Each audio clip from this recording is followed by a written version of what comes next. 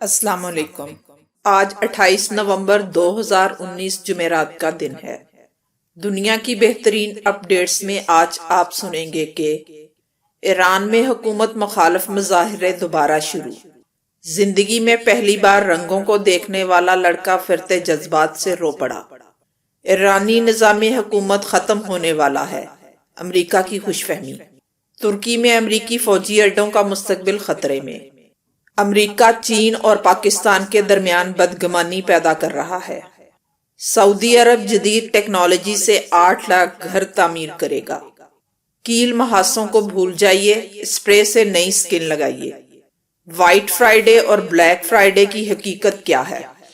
تو آئیے چلتے ہیں اب خبروں کی تفصیل کی طرف۔ ایران میں حکومت مخالف پرتشدد مظاہرے دوبارہ شروع ہو گئے ہیں۔ ایران کی اپوزیشن نے احتجاج کے دوران سیکورٹی فورسز کے حملوں میں کئی ہلاکتوں کا دعویٰ کر دیا ہے۔ ایمنسٹی انٹرنیشنل کے مطابق مظاہروں میں 143 افراد جان سے گئے۔ ایران کے مختلف شہروں میں کئی روز سے پیٹرول کی قیمتوں میں اضافے کے خلاف احتجاج شدت اختیار کرنے لگا ہے۔ ایران کی اپوزیشن نے کہا ہے کہ مظاہرین کی ہلاکتوں کی تعداد 400 تک جا پہنچی ہے، جبکہ اصل تعداد اس سے کہیں زیادہ ہے۔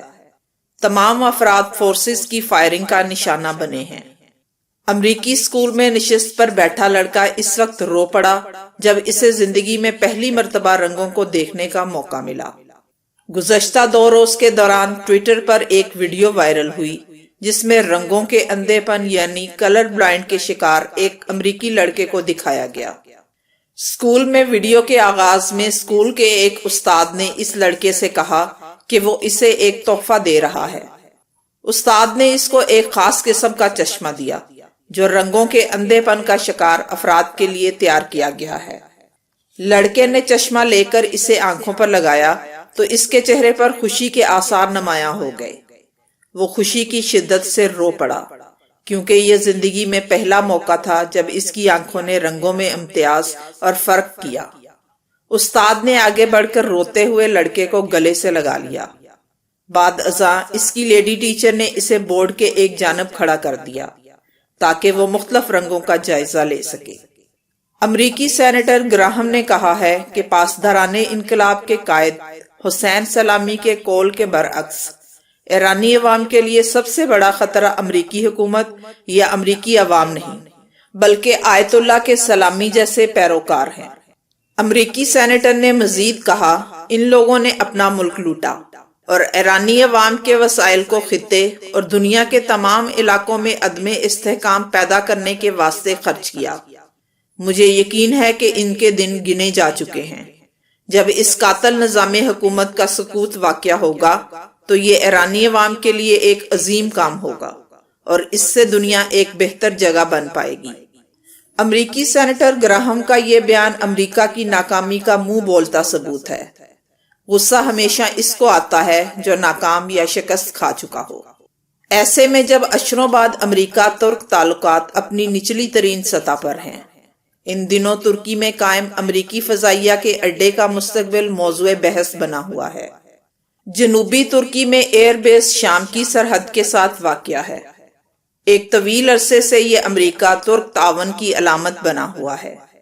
جب سرد جنگ زوروں پر تھی، یہ فوجی اڈا نیٹو پارٹنر کی جانب سے سوویت یونین کے خلاف امریکہ کے پختہ عزم کا نشان تھا۔ ترک صدر کے بیرونی پالیسی کے مشیر پروفیسر مسعود نے کہا ہے، ہمیں اس بات کا ادراک ہونا چاہیے کہ یہ اڈا مشرق وسطیٰ کے فوجی اڈوں میں سب سے زیادہ اہمیت کا حامل ہے۔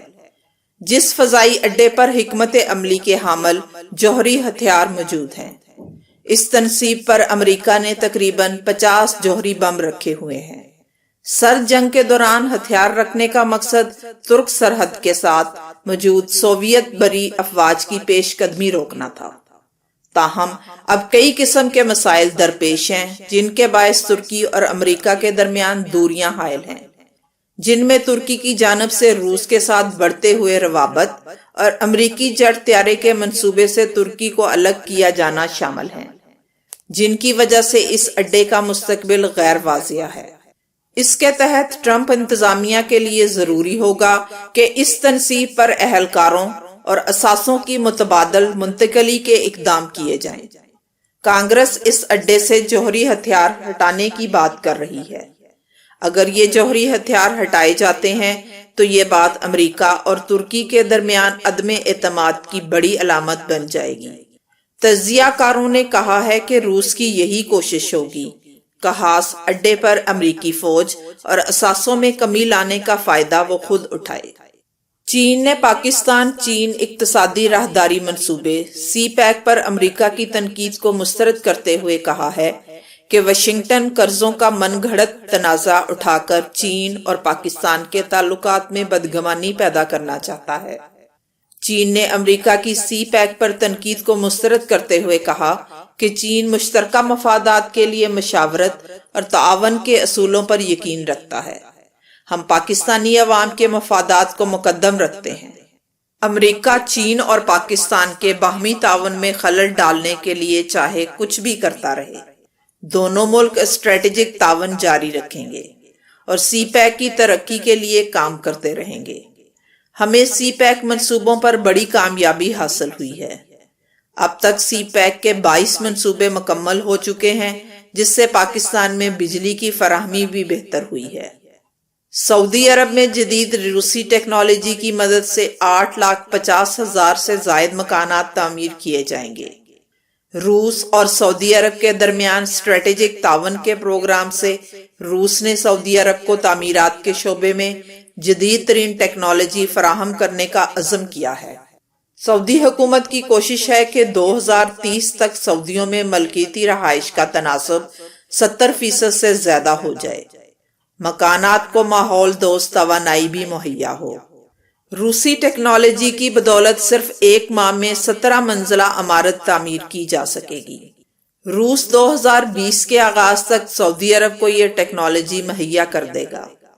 اس سال 4 دسمبر کو جاپانی کاسمیٹک کمپنی ایک حیرت انگیز پروڈکٹ متعارف کرا رہی ہے۔ یہ ایک اسپرے ہے جو چہرے پر ٹھہر کر داغ دھبے، کیل محاسے چھپا کر خوبصورت اور ہموار جلد فراہم کرتا ہے۔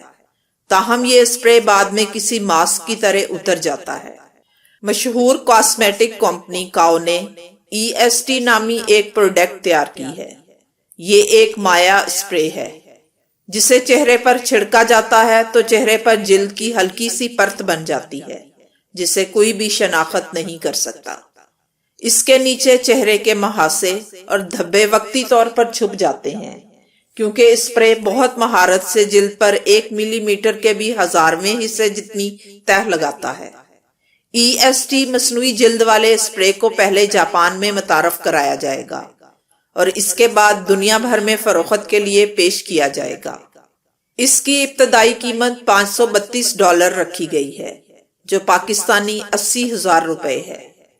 کمپنی اگلے مرحلے میں اسپرے کو لوشن کی شکل میں بھی تیار کرے گی، جس کی قیمت قدرے کم یعنی $110 رکھی گئی ہے۔ ہر سال نومبر میں عرب ممالک میں وائٹ فرائیڈے، امریکہ اور یورپ میں بلیک فرائیڈے منایا جاتا ہے۔ اس موقع پر تجارتی مراکز اپنے صارفین کو رعایتی نرخوں پر سامان فراہم کرتے ہیں۔ عرب دنیا میں وائٹ فرائیڈے کا سلسلہ بلیک فرائیڈے کے جواب میں شروع ہوا تھا۔ یہ سیل کا سیزن ہے۔ خطے میں on line shopping web sites 80% تک رعایت دیتی ہیں۔ اس حوالے سے کئی قصے بیان کیے جاتے ہیں۔ بلیک فرائیڈے کا تعلق 1869 کو امریکہ میں گولڈ مارکیٹ کے سقوط کے باعث پیدا ہونے والے مالی بحران سے جوڑا جاتا ہے۔ 2 سرمایہ کاروں نے جان بوجھ کر امریکی حکومت سے جتنا سونا خرید سکتے تھے خرید لیا تھا۔ انہیں امید تھی کہ اچانک سونے کے نرخ بڑھیں گے اور یہ ریکارڈ منافع کمائیں گے۔ اس میں بہت سے لوگ دیوالیہ ہو گئے تھے۔ یہ جمعے کا دن تھا۔ کہتے ہیں کہ اسی تناظر میں اسے بلیک فرائیڈے کہا جانے لگا، جبکہ وائٹ فرائیڈے کی کہانی کچھ یوں ہے کہ بلیک فرائیڈے کی بجائے اس دن کو وائٹ فرائیڈے کا نام اس لیے دیا گیا کیونکہ مسلمانوں کی بڑی تعداد جمعے کو احترام اور عزت کی نگاہ سے دیکھتی ہے اور اسے مبارک سمجھتی ہے۔ اب وائٹ فرائیڈے مشرق وسطیٰ میں شاپنگ کا سب سے بڑا سیزن بن چکا ہے۔ یہ الگ بات ہے کہ یہ صرف ایک دن تک محدود نہیں رہتا۔